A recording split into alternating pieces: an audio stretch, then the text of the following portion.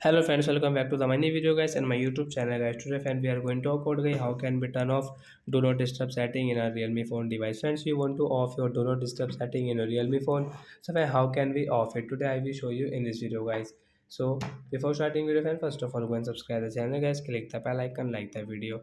So friends, now let's see how can we off do not disturb. Open your phone setting guys, then guys scroll it, and friends you can see this type of setting. Friends, click on sound and vibration setting guys, tap here, and friends you can see this type of setting. So when first one guys you can see your do not disturb setting guys, we will tap here. Friends, you can see your do not disturb setting guys, you can use from here, but guys you don't want to use guys, you want to off. So we will click on this right side icon guys, tap here to off your do not disturb guys. You can see do not disturb will off. So friends, your phone will ring and vibrate without any problem. So like that guy, we can turn off do not disturb setting in a Realme phone device. So that's it guys, thanks for watching the bye video, or thanks for watching the video, and bye guys. And friends, do you have any doubt guys related to guys your do not disturb setting and guys sound and vibration, you can ask me in comment section, I will check. Bye guys.